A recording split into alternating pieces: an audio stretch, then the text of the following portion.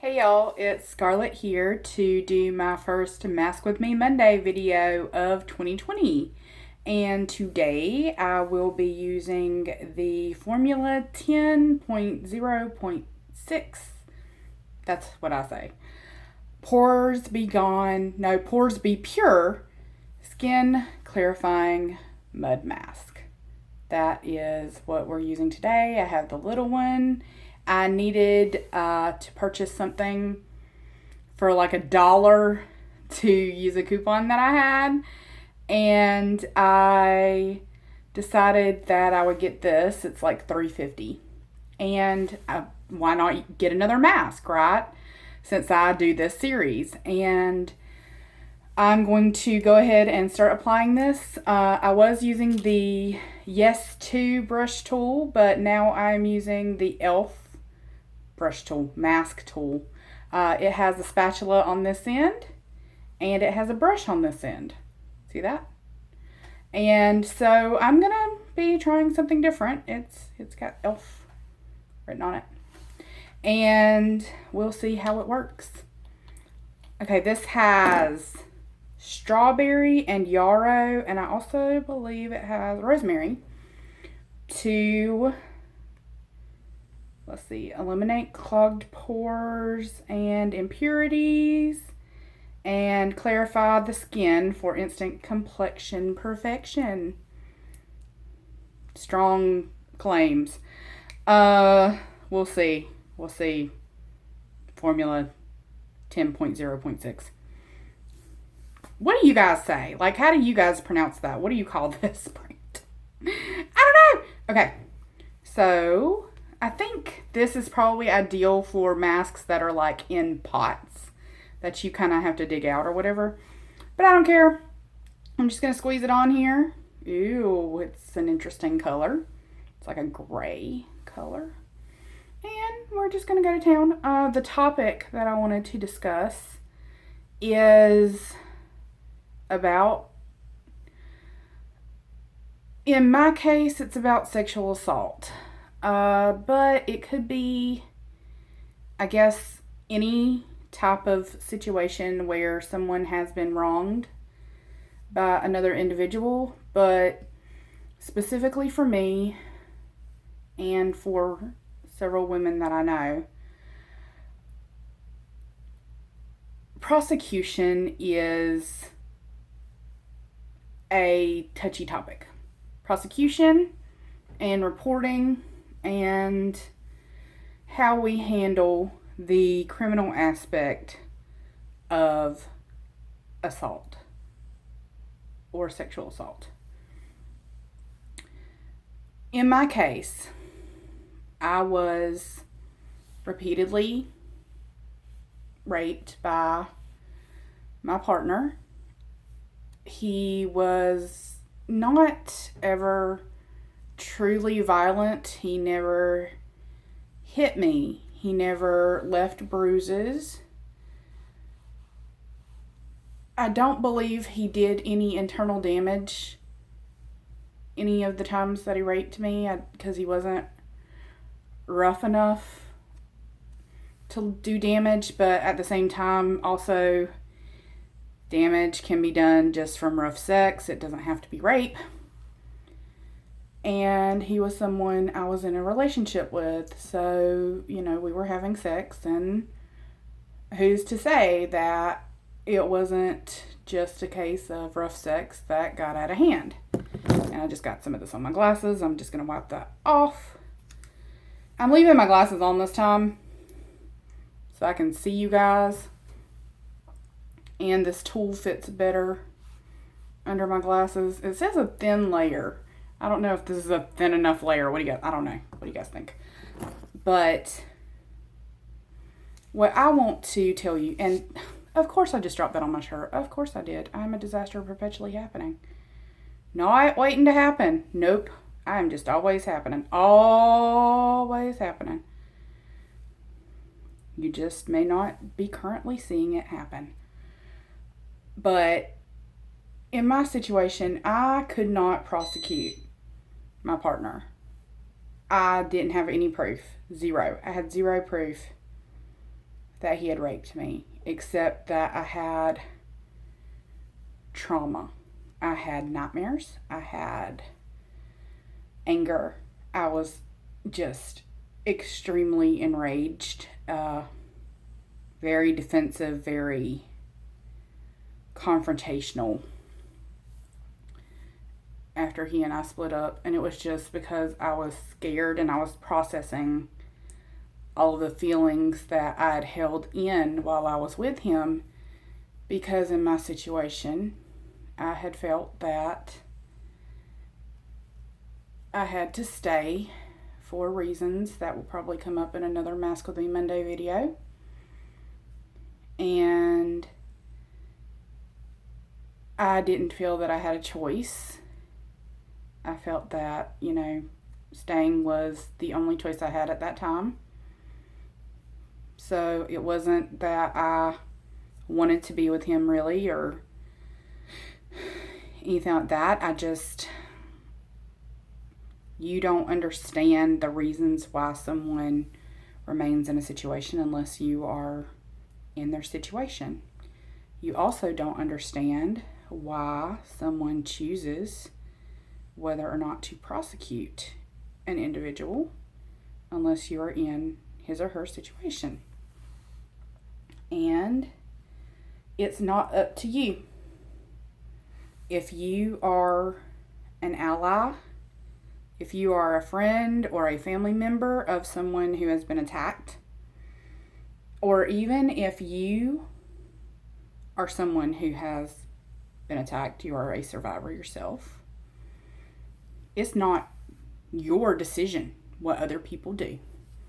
It's not your decision how other people handle their trauma, and you need to back up, because it's not helpful to judge someone for choosing not to prosecute. In the vast majority of cases, this is not me discouraging people from prosecuting. This is not. If you want to prosecute, you go for it. And part of me wishes that I could have. Part of me wishes that I had been strong enough to want to fight him. But I didn't. I didn't even want to fight him. I just wanted him out of my life. And I wanted him gone. And I wanted to start healing from the trauma that he had caused me while he was in my life. That's what I wanted. And I had tried to look into a restraining order, what I would need to get a restraining order so that, he couldn't come near me. Well, in my state,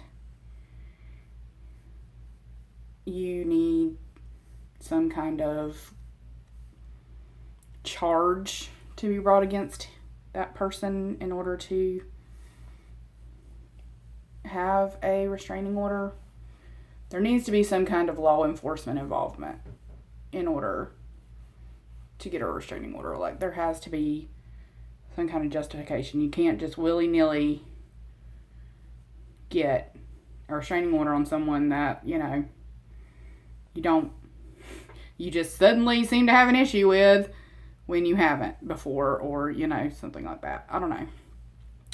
So, because the police had never been involved, never been called, I didn't press charges or anything like that. I couldn't get a restraining order either. And it was stressful knowing that I couldn't get a restraining order. But I had no proof. He did somewhat hold me down. I fought him and tried to get away from him. And just as an aside, it says to leave this mask on for 10 to 15 minutes and use it 1 to 3 times a week. I'm going to leave it on. I'm going to leave it on for 10 minutes to start off with and just see how long I talk. And if I talk for 15 minutes, then I'll wash it off after 15 minutes. We'll see. But he did hold me down. I did physically remove his penis from my vagina while he was raping me. I did reach down and remove him from my body. And he put it back in and just kept going. If that's not a no, then I don't fucking know what is. That is a blatant no. I don't see how I could have been clearer that I did not want to have sex. But that's what happened. And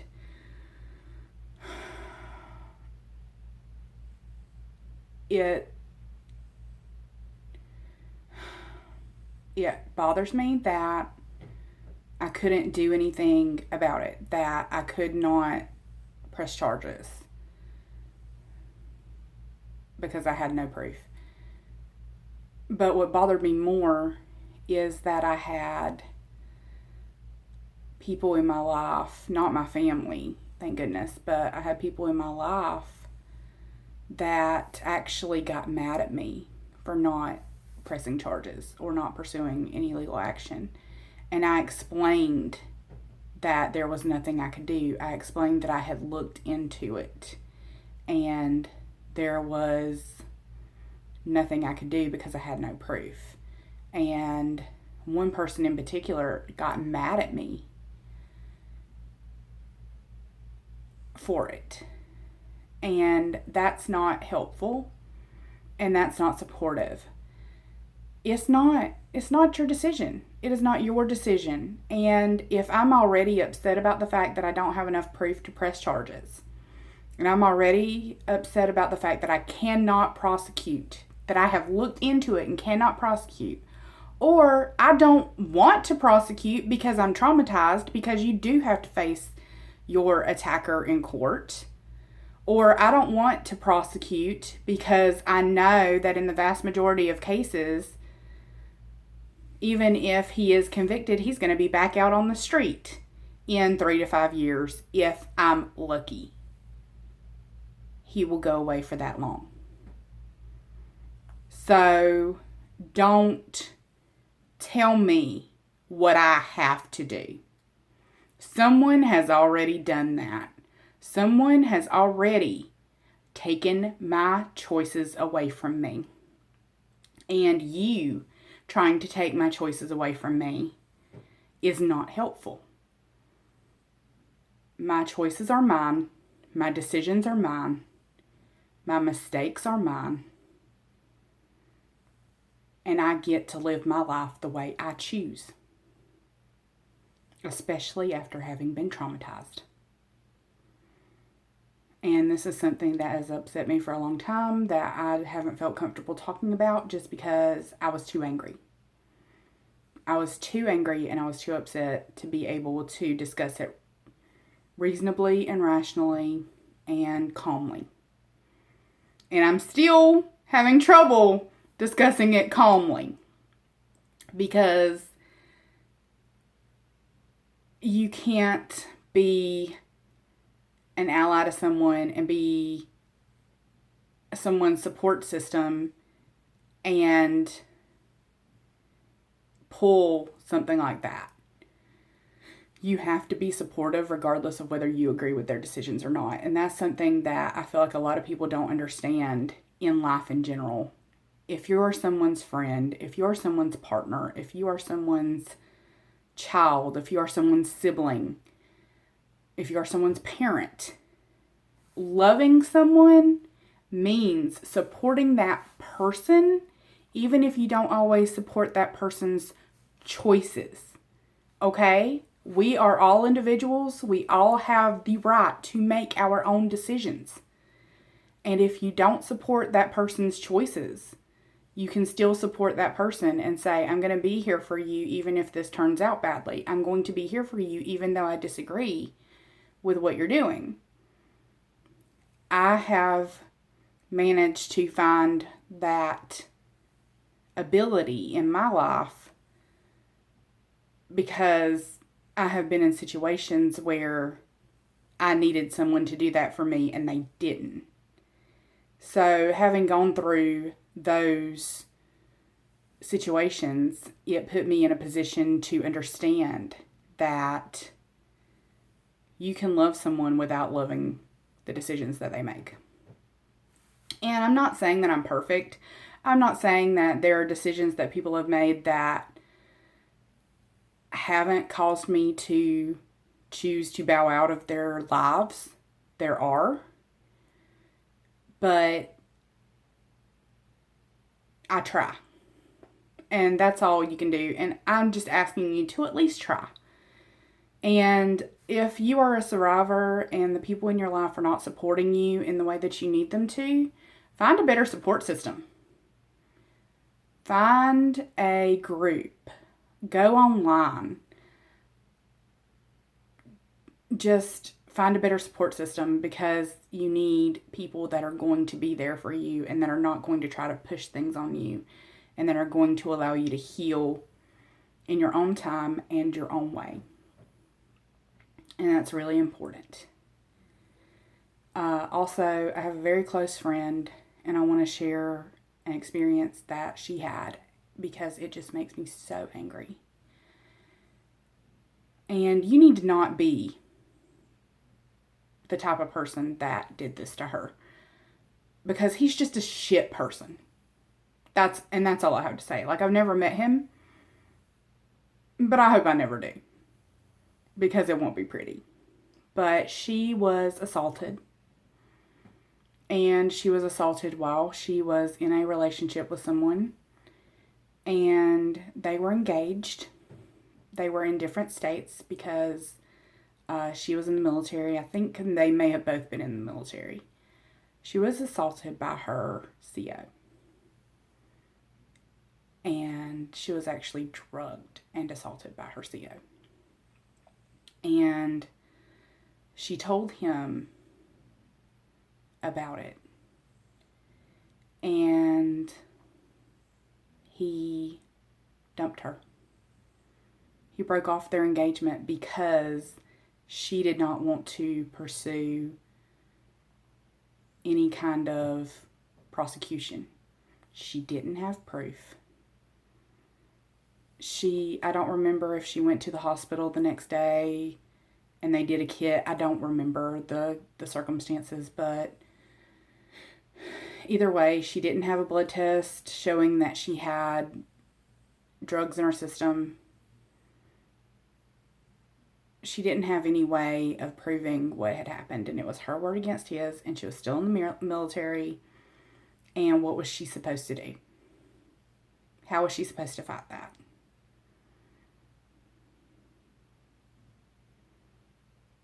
She was in a situation that she felt like prosecution was not her best route.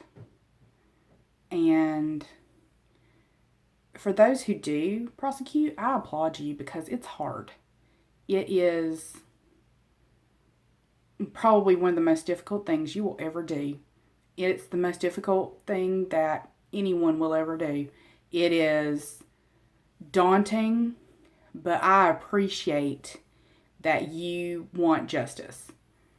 I really do. I appreciate that you want to stop this person from doing it to someone ever again. And I do think that the circumstances surrounding the situation, I do think that the circumstances of who it was that raped you are very, not important, but are a big factor in one's decision of whether to prosecute or not. And every situation is different. So just because one person chooses to prosecute doesn't mean that another person is going to choose to prosecute, even if they appear to be in the same situation. You can't force someone to do anything. Forcing someone to do something is what got them in that situation in the first place, is what happened to them in the first place and caused them trauma. It's not helpful. And so it's been about 10 minutes. This feels very dry. Very, very dry. Which is good, because most of the time my masks don't dry down in 10 minutes. And I'm stuck here like boring you guys half to death with information. Or I'm ranting and raving for however long. But this feels like it is dry. And also, there was a warning on this mask that it may cause a tingling sensation, and it did. There was some tingling, so just be aware of that if you have sensitive skin. But I have one of my reusable cloths here. It was warm, but it has cooled. But either way, I'm going to take this off, and we're going to look and see if my pores are cleansed and refined.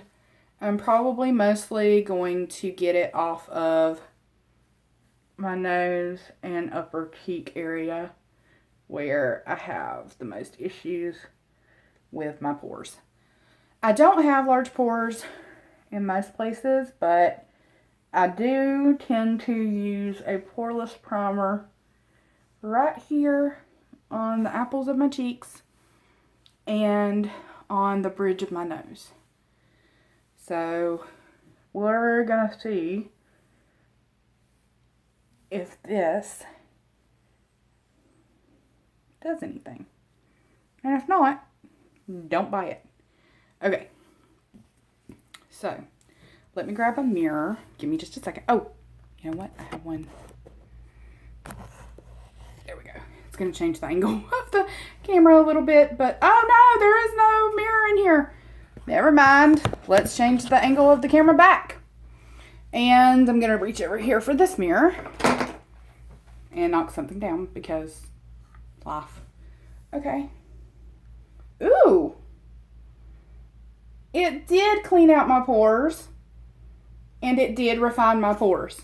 It did. Okay, I don't know if you can tell, but on my nose here, my pores are teeny and tiny, and right here, there's much less texture, and they're teeny and tiny, and very cleaned out.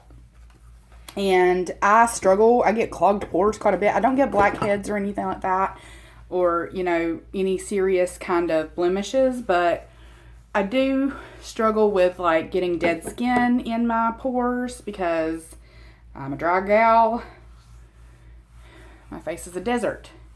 So I'm gonna continue to wipe this off of my face off camera, and I hope that this video has been informative for you. I hope that if you're a survivor, you will seriously consider, you know, whether your support system is really supporting you and fulfilling your needs as you heal. And if you are an ally of a survivor, I hope that you got something from this and that you maybe learned that the road to healing is different for everyone. And